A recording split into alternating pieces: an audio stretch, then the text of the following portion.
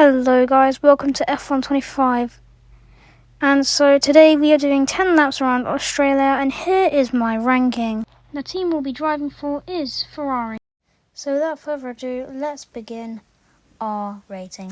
So in all fairness, the track is nice to drive. It's really good for sightseeing because it's a street track. But it would be funny if they were driving and there's a transfer was in one of the right. Before I say this, if you're scared of spiders, then probably mute your phone until I'll show a text on the screen at the top where it says you can unmute your thing.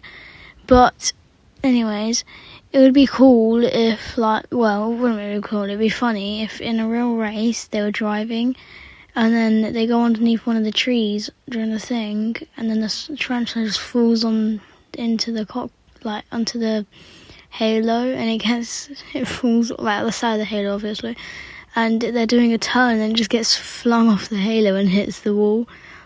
RIP to the spider, it would definitely die from the impact, but it would be funny to see on camera because that's going to get replayed and posted everywhere. But onto the track layout and stuff.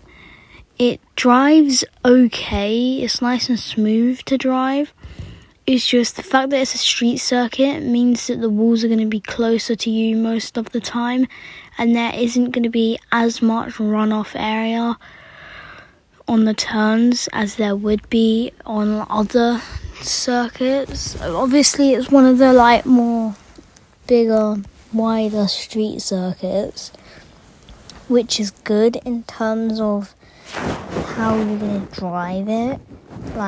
If you, let's say here, I forget to brake, I've got plenty of grass and gravel over there for me to push out and use it as a runoff area.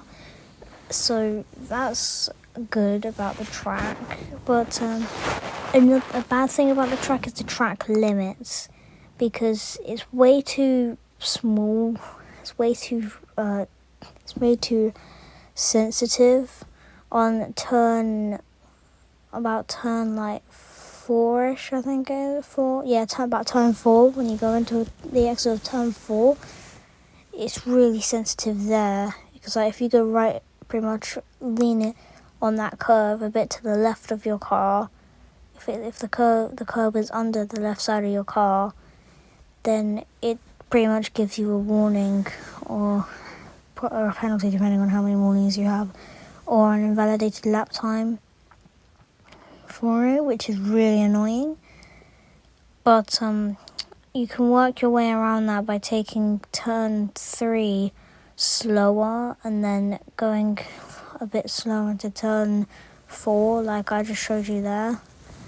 The rest of the circuit's pretty nice overall, but I low-key, if I'm going to be honest, I wouldn't really rate this circuit too high, because once you set the fast time, it's hard for you to pass your personal best. And then you've obviously got those bigger teams, those bigger drivers who just have faster lap times that you could beat before, but you can't beat them because they are just simply too fast for the way that the cars in the game and the track limits are. But eventually you will learn the track limits and you'd be able to pass your way into about fast time. I didn't manage to get past Blaze here because I think when I selected Ferrari, I think it turned equal performance off, which is why I wasn't able to pass Blaze. Because obviously the Ferrari is slower than the McLaren in the 2025 season in F125.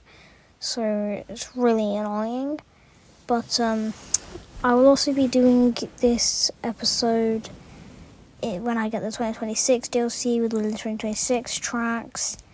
And I will also do bonus tracks. If these videos go well, I will do bonus tracks for you guys. The reverse circuits And I will also go back to the older F1 games and do the short circuit ratings for you guys. In my honest opinion, sometimes the game can sometimes the time trial warning system in F1 25 can let you off with going off track out of the yellow lines. You guys did not see that. You did not see that.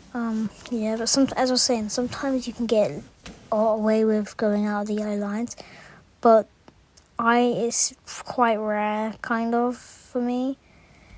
And I really don't like how rare it is. It's just really, really annoying.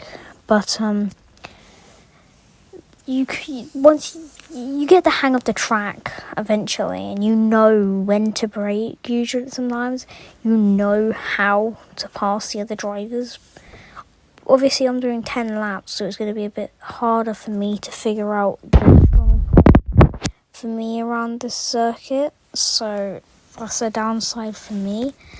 But for you, you can possibly find your good track from my reviews, hopefully. But if in any way you do end up getting F1 25, I would recommend. Sorry, don't mind the audio changes. I'm just having to record this audio while laying down at like 2 a.m. because I forgot. It's kind of late to upload because I had to go out earlier, so I didn't have the exact 7 o'clock upload time. But we don't talk about that. I promise you tomorrow, tomorrow, Monday, I promise you that you will get your exact 7 o'clock upload for the Chinese track. I don't know what it's called. Shanghai. I know you know what I mean. You'll get that at 7, hopefully. I'm sorry that it's delayed. I do honestly feel bad for you, but I can promise you now that you should get it around 6:30 to 7 p.m. GMT, BST, about tomorrow-ish, because obviously I'll record it today and do some editing today. But yeah. So continuing on with the review on the track, we're coming up to lap 10 now, and I eventually managed to pass Blaze, but my mess up there, right here, it caused them to pass me.